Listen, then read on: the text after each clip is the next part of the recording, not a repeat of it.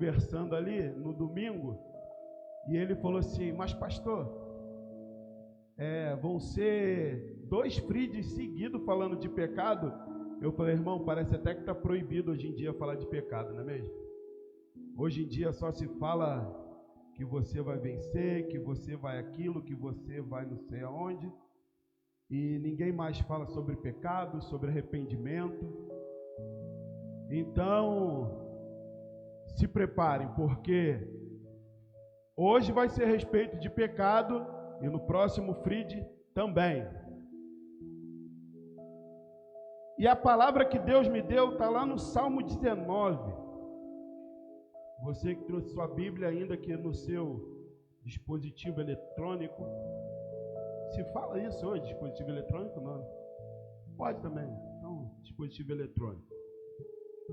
O seu telefone, smartphone, sei lá. Salmos 19, versículo 12 e versículo 13. Salmos 19, versículo 12 e versículo 13. Aí o diácono Fabinho falou assim para mim, mas pastor, é só mocotó na juventude, né, Fabinho? Só mocotó, né, Fabinho? Tem nada, não tem papinha não. O que eu quero gerar em vocês é uma juventude saudável. O que eu quero gerar em vocês é uma juventude que não dependa do outro, do seu pastor, para orar, para interceder por alguém. O que eu quero gerar em vocês é uma juventude forte. É isso que eu quero gerar em vocês. Então não tenho como dar para vocês papinha. Um pastor disse que se você só faz entretenimento, você não tem como colher outra coisa a não ser isso. Então, as palavras que Deus vem me dando para pregar para vocês, não só aqui no Friday, mas Deus tem me incomodado muito a respeito disso, e é nessa linha que eu estou seguindo. Salmo 19, versículo 12, versículo 13, na versão em que a nossa igreja adota, na NVI, diz assim: quem pode discernir os próprios erros? Absolva-me dos que desconheço. Também guarda o teu servo dos pecados intencionais. Que eles não me dominem, então serei íntegro, inocente de grande transgressão. Tem uma outra versão que eu estou lendo muito, que diz assim: quem pode ver os seus próprios erros? Purifica-me, Senhor, das faltas que cometo sem perceber. Livra-me também dos pecados que cometo por vontade própria. Não permitas que eles me dominem. Assim serei uma pessoa direita e ficarei livre do grave pecado da desobediência a ti. Ficou claro que existe pecado ou erro ou algum tipo de transgressão que a gente comete sem querer e sem perceber, e existe pecado que nós cometemos por vontade própria, desejando, sabendo o que nós estamos fazendo. Ficou claro? Pode ser que eu me pegue pensando no que não devia, pode ser que eu me pegue fazendo o que não devia, pode ser que eu me pegue falando o que não devia. Como humano, nós estamos sujeitos a isso tudo. Eu, você, qualquer uma pessoa, nós estamos sujeitos ao erro, ao pecado e à transgressão. Mas tem que haver em nós arrependimento. E toda vez que eu me arrependo, eu não posso voltar a fazer. Se eu volto a fazer, eu nunca me arrependi. Isso não é arrependimento, isso é remorso. Quando eu cometo algo que eu volto a fazer, eu nunca me arrependi. Mas também, como eu disse, existe o pecado intencional.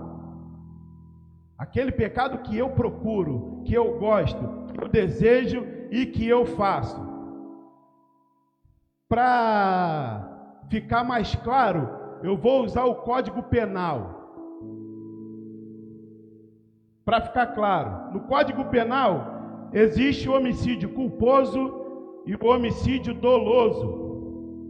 O homicídio culposo é o homicídio sem intenção de alguém que foi negligente ou imprudente.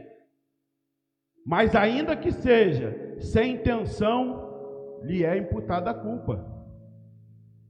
Exemplo disso, do homicídio culposo, há pouco tempo, nós tivemos o caso do menino Miguel, onde a mãe, que era empregada, vai com o filho para o trabalho, e enquanto ela leva os cachorrinhos da patroa para passear,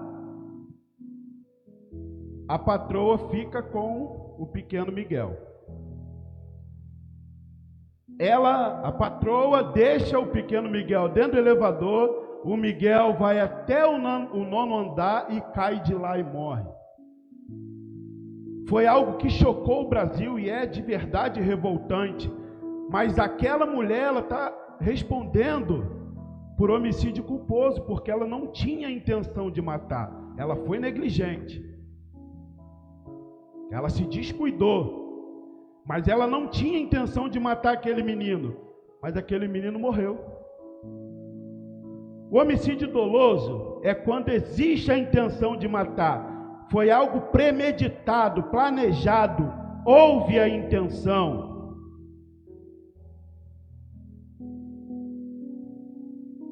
É exatamente isso que esse salmo quer dizer. Eu posso pecar por negligência, por imprudência. Posso não ter vigiado, pode ter sido sem intenção, mas eu pequei.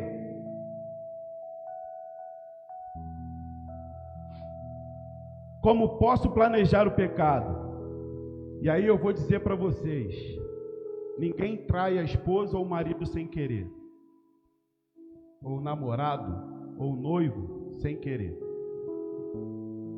É impossível alguém acordar, ir para a rua e sem querer trair aquela pessoa com quem se relaciona. Ninguém vê o que não deve na internet sem querer. Você acessa, você procura o que você quer ver. Ninguém bate na mulher ou espanca os filhos sem querer.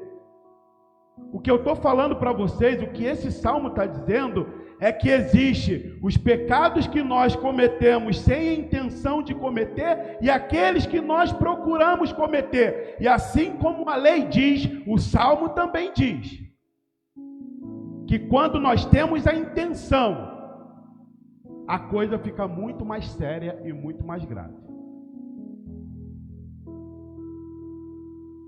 Lá em 2 Pedro, no capítulo 2, versículo 21 e 22. 2 Pedro, capítulo 2, versículo 21 e 22. Diz assim: teria sido melhor que não tivessem conhecido o caminho da justiça, do que depois de o terem conhecido, voltarem as costas para o santo mandamento que lhe foi transmitido. Confirma-se neles que é verdadeiro provérbio: o cão voltou ao seu vômito, e ainda a porca lavada voltou a revolver-se na lama. Isso é um pouco nojento que eu vou falar para vocês agora. Nós compramos uma cachorrinha lá em casa Ela é da raça Shih Tzu. E algo que essa raça faz quando é pequena e que a gente tem muito cuidado lá em casa, e a gente fica de olho, é que essa raça, quando é pequena, ela come as próprias fezes. Eu já tive diversos cachorros. E quem tem, talvez, já tenha visto isso. Não é incomum um cachorro, quando vomita, voltar lá e lamber o próprio vômito. Não é incomum. É nojento que eu estou falando. Mas é exatamente isso que a Bíblia diz. O pecado, ele é nojento. Toda vez que eu, que você, que conhecemos o caminho da justiça, nós pecamos intencionalmente, a Bíblia nos compara ao cão que volta para lamber o próprio vômito. E a porca que um dia foi lavada, mas voltou a rolar na lama. É exatamente a isso que a Bíblia nos compara. Quando Pedro escreveu essa carta, ele falava dos falsos mestres ou falsos profetas, que ensinavam uma liberdade diferente do que Jesus ensinava. Jesus e os apóstolos, eles pregavam a liberdade do pecado e não a liberdade para pecar. Existe um pastor lá nos Estados Unidos que ele diz que ele não prega mais sobre pecado porque as pessoas já têm tantas coisas para fazer que ele se recusa a colocar um peso a mais na vida das pessoas. Olha isso. Olha isso. E a igreja dele é uma das maiores dos Estados Unidos. É difícil escutar uma palavra dessa. É difícil alguém pregar uma palavra dessa. Mas antes de chegar aí, passou aqui. Certo? Antes de vocês sentirem, eu senti. Antes de trabalhar em vocês, essa palavra foi trabalhada em mim primeiro. Eu não estou aqui me colocando como alguém diferente de vocês, não. Essa palavra serve para vocês, mas serve para mim também.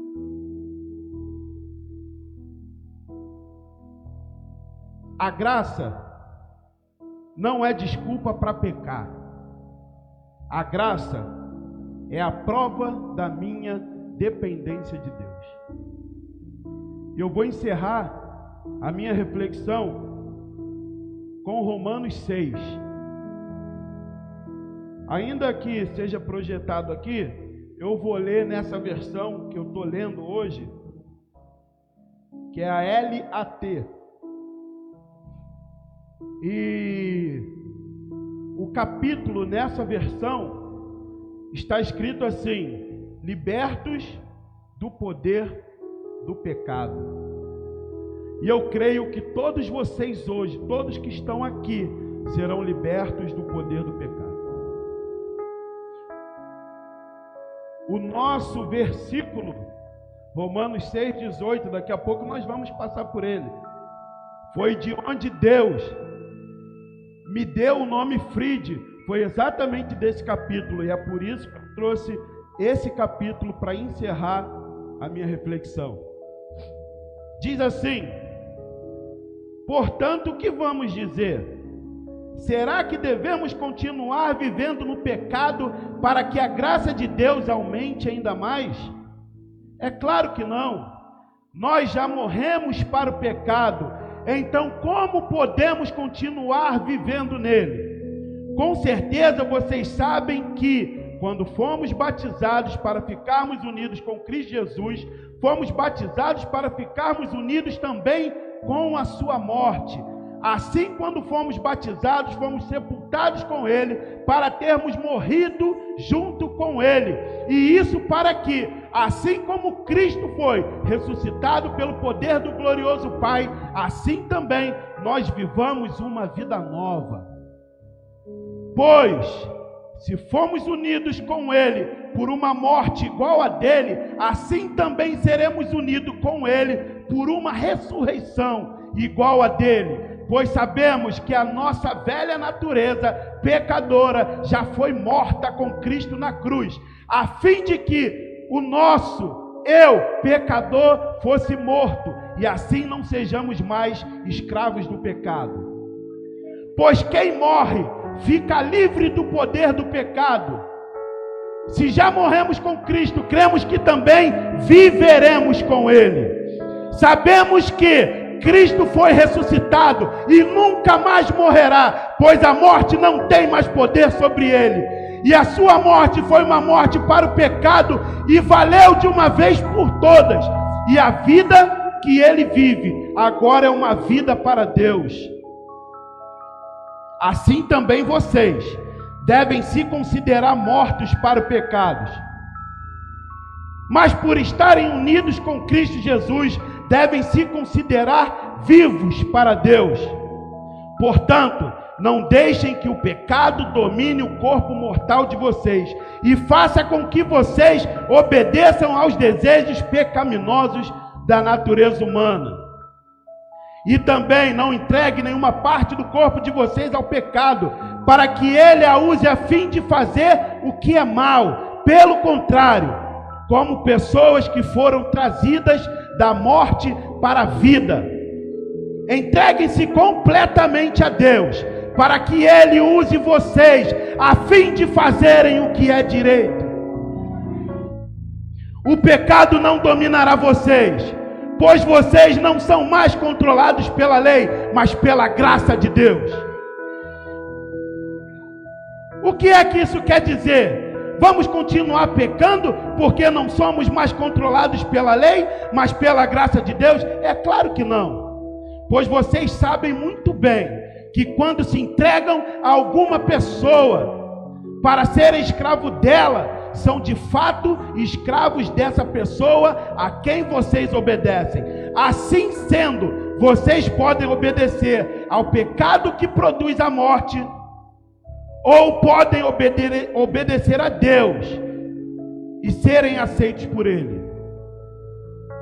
Mas damos graças a Deus, porque vocês, que antes eram escravos do pecado, agora já obedecem de todo o coração às verdades que estão nos ensinamentos que receberam. E chegamos no versículo que deu origem ao Friede. Vocês foram libertados do pecado. Vocês foram Friede. Vocês foram Friede. Vocês foram Friede. Vocês foram libertos do pecado e se tornaram escravos de Deus para fazer o que é direito. Falo com palavras bem simples, porque vocês ainda são fracos. No passado, vocês se entregavam inteiramente como escravos da imoralidade e da maldade para servir o mal. Entregue-se agora inteiramente como escravos daquilo que é direito para viver uma vida dedicada a Deus. Quando eram escravos do pecado, vocês não faziam o que é direito. Porém, o que é que vocês receberam de bom quando faziam aquelas coisas que agora têm vergonha? Pois o resultado de tudo aquilo é a morte. Mas agora vocês foram libertados ou Friede do pecado e são escravos de Deus. Com isso, vocês ganham uma vida completamente dedicada a Ele, e o resultado é que vocês terão a vida eterna. Pois o salário do pecado é a morte, mas o presente gratuito de Deus é a vida eterna que temos em união com Cristo Jesus, o nosso Senhor. E essa é a minha breve reflexão.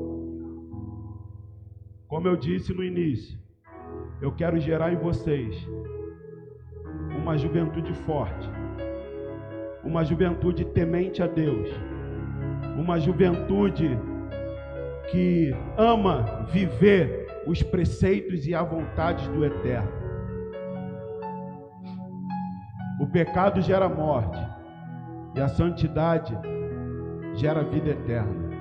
Que vocês guardem essa palavra no coração de vocês, do pastor que ama vocês, em nome de Jesus. Amém.